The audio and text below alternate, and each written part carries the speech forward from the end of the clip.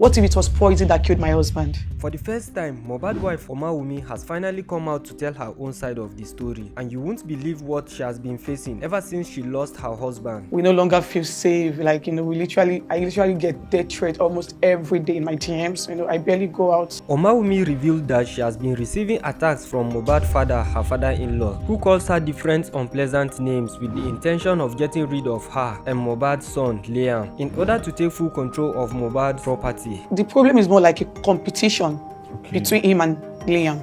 My father-in-law wanted to be in control of my husband's properties.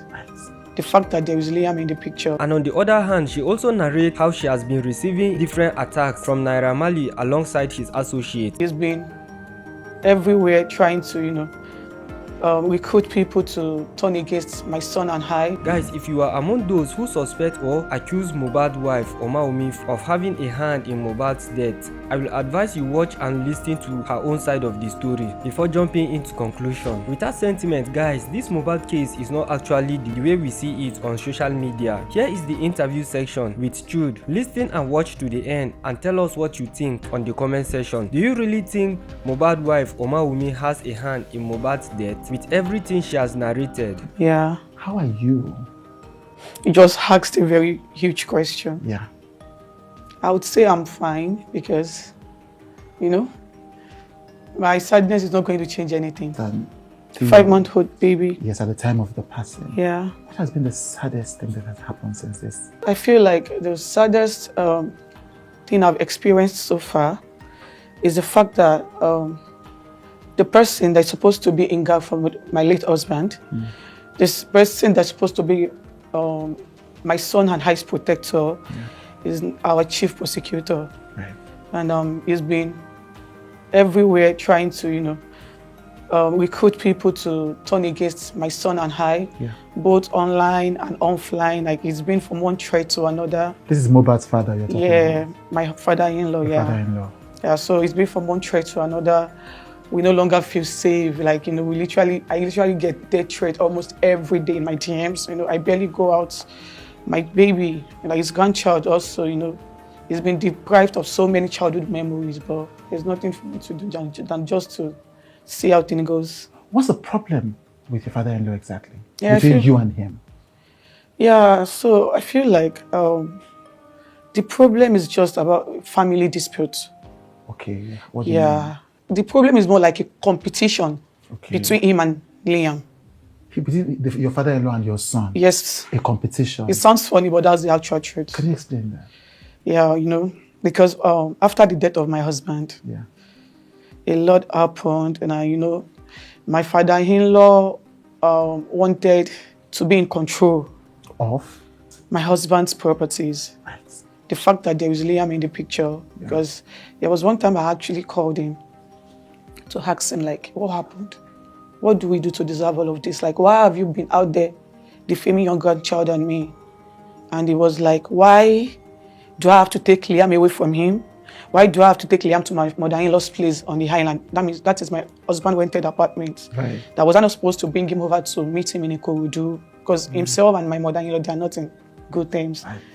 Right. He was just trying to manipulate me. Yes, So, your father-in-law and your mother-in-law are not on good terms. Yeah. Right. So he was not asking, why did you take the son to the mother? Yeah, after my husband's demise. Yes, right. So I explained to him, I made him understand that my mother-in-law has been the only one asking of Liam. He never did. Instead, he was always online, defaming us, and then I apologized to him. Okay. Yeah, I apologized. I told you I was sorry that I would bring him over to him. When was this? That was I think 3 weeks after my husband's demise. Then it was I started going online talking about the DNA, and So he had already started talking about the DNA. DNA, yes. That was when I called him. Right. That's when you now called him. Yes. So he made me understand that why do I have to take Liam to my mother-in-law's place? Is it not the owner of his grandchild? Trying to make me feel like a bad person. But I understand where he was heading to. So I just had to apologize to him to make things, to make things calm. Then I asked him again, what happened? Why are you doing this to me? Then he responded by saying he's sure that a lot of people would have called me to tell me what he wants. And truly, a lot of people called me, my dad, my mother-in-law, my husband's friend, and few people we have around literally called me to tell me what he wants. And you know, he told my father whatever that belongs to my husband, I know that I have access to, I should make sure that I hand over everything to him, including the landed property God for Liam. So I told him the same thing that he has been telling people, like, this is what these people are telling me. And I made him understand that, Daddy, you have, like, my husband got you 2 lands before his demise, one in Ekiti and one in Ikorodu. Like, why do you want to take the one that belongs to Liam? Right. Then it was like I shouldn't question him that is what he wants. Then I said, okay. Then it was like, what effort? He said it in Yoruba. I don't know if you understand Yoruba. Yes, I do. Okay, so he said, lawyer promise tí mo pè pé kó gbé kan kó fún mi ní nǹkan mọ́ mi tó bá mi sọ pé ó bímọ ṣé ọmọ mi náà fẹ́ máa lálẹ̀ fún mi ni. Like, I don't know if I can translate it in English. So he actually said, like, what effort does my lawyer? Does your lawyer have? My husband's lawyer has. Right. He requested for his son's properties, and he was telling him that he has a son. So like, who is his grandchild to start asking him to start dictating what he wants? That's why you talk about the competition between him and the grandchild. Yeah. So he said to his son's lawyer, who is the grandchild, to challenge him exactly on mohbad's my husband's property. Yeah. But like, this is one thing that most people do not know, and you know, I was not even given the chance to talk. So I was not given the chance to say my own side of the story. So, you know, so as much as I feel like, oh, some things need to be addressed, I still had the mindset that I don't know how people would react if I should talk, because without hearing anything from me, they've crucified me, they've said a lot of things about me. Yeah. So, you know, that alone has, you know, made me, like, my low self-esteem to be very, very low, because, you know, I no longer have the audacity to at least speak on things that really matters. Yeah. So I think that is one thing that has been causing the whole issue. The fact that Liam is in the picture. Because left to me and my husband, we just wanted to live our life. Because we were young couples. Like, I was 23 when I got pregnant. Right. And so he was the one coming to us, because that man is actually my friend. Like, we were literally close. Yes, I've seen some text messages. We were very close. Like, he's like a father to me. You know, that is one thing that the media did not get to know. He's like he was my friend in that marriage. So he was even the one that came to me to tell me that, you know, I'm like, now that I'm pregnant, that we need to get things done. That if I was to be his daughter, he would never allow me to train my child in my husband's house, because he was not married, because he's not married to me. He was the happiest. And now he's saying that marriage did not happen. Yeah, because, you know, my husband is not here to defend me. It's so sad, Mr. Chudi. It's really sad. But that's the core reality I now have to face. It's really sad, honestly. Okay. Then the one that, sorry. I'm sorry. I'm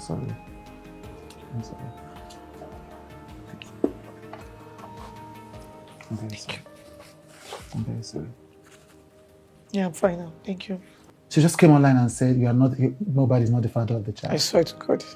Did you call him after that? Of course I did. And then what did he say? He didn't say anything. He was just saying, why do you have to take Liam away from him? Like, you know, he didn't, like, I was expecting him to talk about the pattern. Like, ask me for the DNA, I'm your daughter-in-law. He never did. Even when I called him, what he was telling me was, why do I have to take Liam away from him? So it's like he's punishing you for taking... He's just using the DNA as a tool to punish me. To punish my son and I. Yeah. When's the first time he asked for a DNA testing from you? So when the DNA negative came out, at first I didn't take it serious, because I was like, who is this guy asking for the DNA of my child? Like, who is in the grand scheme of things? Like, this guy is nobody to us, so why is he asking for the paternity? Who is the person that asked? I don't want to mention his name. Right. Was this a blogger? Like, social media. One of the social media content creators. Yeah, okay. Right. Then, you know, I was like, why is he asking for the DNA of my child? Yeah. So at first I didn't take him serious. Not until my father-in-law started talking about it. And I had to put a call through to him. You know, I called him, I asked him again, like, Daddy, what really happened? Like, why are you doing this to Liam? And he kept on saying, why do I have to take him to my mother-in-law's place? Does it bear my mother-in-law's surname? Like, what effort do I have to take him to my mother-in-law's place and not his own house in Ikorodu? Is he not the owner of his grandchild? You know? And I still try to tell me, Daddy, I'm scared because you've been going out there to say different things about me. But I'm scared. Like, you know, you cannot keep doing this and expect me to bring Liam to you. Then he was like, okay, what's the problem? And, you know, he hung up. So I was expecting him to talk about the DNA, but he never did. So I think, no, the next day he went on live on TikTok, on Instagram, like to talk about the DNA again. Like he was literally talking about it like almost every day. He sent a message to my lawyer. Okay. Yeah, he sent a message to my lawyer that I should bring Liam to him, that he wants to perform a DNA test on him. So my lawyer sent him to me, and I told my lawyer that I am scared. Like, I'm scared to take my baby to him because he has gone out there to say so many defamatory things about me. He has said it publicly that he hates me so much. He even went as far as trying to cajole my brother-in-law to lie, like to implicate me one way or the other. You know, yeah, because, you know, he said it online that I used to put substance in my husband's food. Who said this? My father-in-law. Then I would go and F around after. Because he never knew it was my brother-in-law that prepared my husband's last meal. So when he got to realize that it was my brother-in-law, he put a call through to my mother-in-law, but fortunately I was with her that day. So he just called to tell her that, he just got to know that it was Adura that prepared my husband's last meal. That Adura and Mama should come over to his house in Ikorodu so they will know how to package the whole thing and put it on my head. I was so fortunate to be with Mama that day because I had to put it on record. And, you know... So you have a recording of this? They should, you know, so that they will not to put the on my head. What if it was poison that killed my husband? That Adura should come to him because he does not want to lose another child. Because now he didn't know that it was my brother-in-law that prepared his last meal, and he has gone out there to talk about me putting something in his food. Because now we do not know the result, what the autopsy would bring. Like what if the autopsy said he died of poison? I'm so grateful that I was with my mother that day because it's not as if I had the intention of recording it, but I just had to do the recording because his intention was really bad. Yeah. And for him to have thought of something like that, you know, I feel like, this man does not have my best interest at heart. But I was so fortunate to be with my mother that day, so I had to put that thing on record. I understand, but that essentially means that your father-in-law wanted to accuse you of murdering your husband. He has tried. There is nothing he has not said.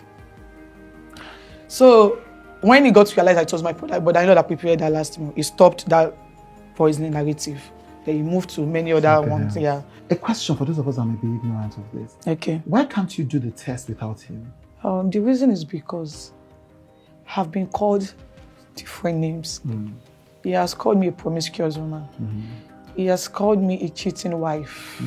You know, I've been called different names that people tend not to believe whatever I have to say anymore. Like, he has said so many things to my persons, and I feel like if I should get the DNA done without his consent, without him being present, that will cause another riot. That will cause another problem, because you know that is what he actually want me to just do one silly mistake, because he knows that I already caught him. I'm about to stop his means of surviving. And he knows that once, so now he just want to frustrate me to do things out of anger. Yeah. So he want to frustrate me to go ahead and do the DNA. So once it is done, then he will start going out there that, the result is fake. And people will believe him because he's been the only one talking. Because of the way that he has mobilized public sympathy. Yeah. Anything you do now will be misinterpreted. It's true. So you're being careful. Yeah. But it seems like he leaves you know that, because what you're saying is he doesn't want to do the DNA. He doesn't. So it feels like you have no other. So what other choice do you have? That is why I'm here. Like, I feel like there should be an organization protecting children in Nigeria, because I know that all of this thing happening to Liam can never happen abroad. Now that so he's gone to TV stations. Yeah. He said this. So what happens next now? Okay, so myself and my lawyer will be going to the court to report this whole incident to the court, Right. and to also get the permission from the court to get DNA done under their supervision. Right. So the court will supervise this. Yes. So your lawyer is deciding that you guys are going to the court to say, let's do this DNA. Yeah, under your supervision. Under your supervision, right. Yeah, and we might probably, we don't know, publish it online.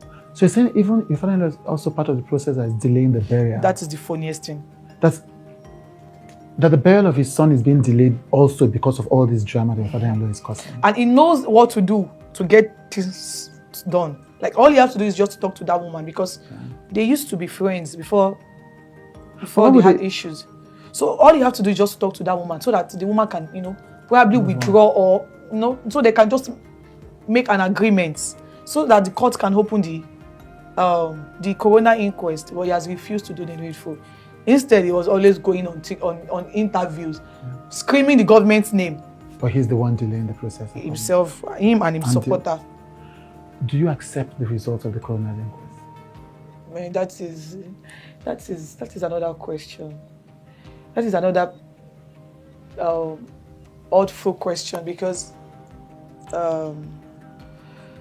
I knew that there is a nurse involved in this case. He reacted to rejection. And since my husband, even the night my husband died, that my father-in-law got to the house, the nurse even narrated everything that happened to him. In fact, my husband's manager wanted to get the nurse arrested that night, but he asked us to let her go, that he does not have any business with her. Your father-in-law asked them to let the nurse go? That we should let her go, that he doesn't have any business with her. And he despite the begging, that a lot of people begged him not to bury my husband that night, but he insisted I was going to bury him. In fact, even the day they wanted to bury my husband, they didn't inform me. I got to know online. You were not informed that you were going to bury your husband? Mr. Chu, a whole lot has happened. Even the day my husband, even the day of his burial, they wanted to kidnap Liam from me at this scene. Like, my father-in-law and there's one woman, the woman is like, I don't know, I don't want to call it, the woman is, but they have a relationship, they have a close relationship. It's more like they had plans in collecting Liam from me that day, because it got worse to the extent that we had to put Liam inside nylon to take him out of that space. So you're saying this battles you've been fighting started from the day second day my husband died up to this moment. And so, the fact that the autopsy results came out inconclusive is one thing that I don't, it's hard to accept. Because I knew so well that my husband actually had an injury from the fight he had with his friend. Which friend? His name is Prime Boy. Okay. And I also knew that he reacted to an injection. Because my husband was fine before the nurse came, although he had an injury. In fact, the day he died, he had a podcast with one girl. What's the girl's name? Susan Park. Susan Pajok. Pajok, yeah, I think. I don't know. He has a podcast. So for you to know, he was actually, and that was the day our son clocked 5 months. 12. I hate that 12 number is a weird number to me, because it's the day I'm celebrating my child's birthday, and I'm also mourning my husband.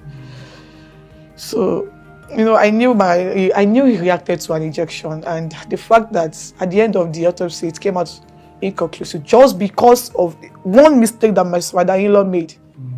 The fact that he buried him. If he was not buried, it would have been another thing entirely. But because it was buried, so he said his body has already decomposed. So most of the tissues that they are supposed to remove from his body has rotten. And the fact that it came up inconclusive is one thing I don't even want to accept.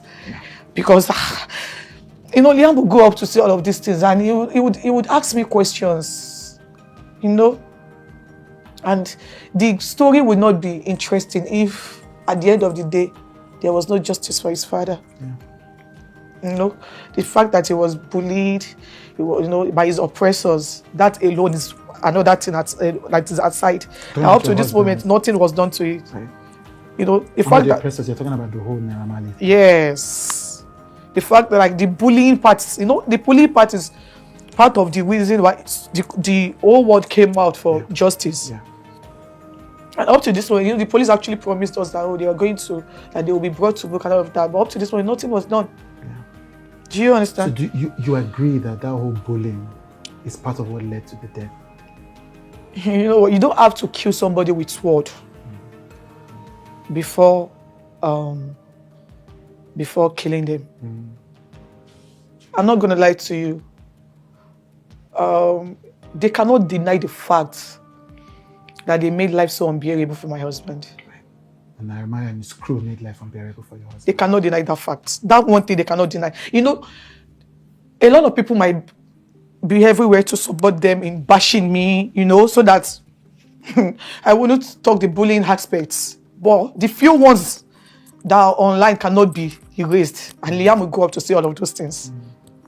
And I just pray that that boy will not grow up to be traumatized, because imagine seeing group of people beating his father that way. You know, it is traumatizing, because even me that is his wife, whenever I think about those things, it really breaks me. I'm not gonna lie to you, but at this point I'm fighting for my life and the life of my child. So and his father is not even like, his father has been on the Naira Marley side. Like, he has been talking, he has been speaking for them, you know. Yes. He has been trying to save them.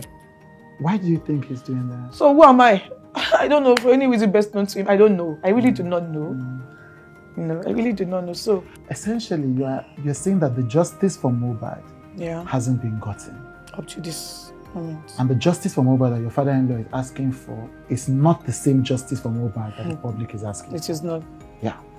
And you're essentially fighting on two fronts. Yeah. You are fighting for justice for your husband. Yeah. Again, and then you're having the people who are supporting his oppressors, as you call them, attacking you. Yeah. And you're also being attacked by your father-in-law Father-in-law. at the same time. Yeah. And your father-in-law seems to be supporting the people who you say oppressed Yeah. your husband. Yes. How are you taking care of yourself in all of this? How? Is it like, you mean financially? Yes, financially, emotionally. What is your support system? How are you taking care of yourself? It's just God's grace, and also my families. You know, my family has been my pillar. They've been there for me. My mom, my dad, my auntie, and my elder brother, Bella. So Bella has been there. Anya. Yeah, okay. Shei Vibes, Right. TIA, Right. Wadud, and I think yes, those 5 people has really been there for us financially. I'm not So gonna it's not just in public, in private. in People like most Rashida have times, which is stood mostly for- in private, like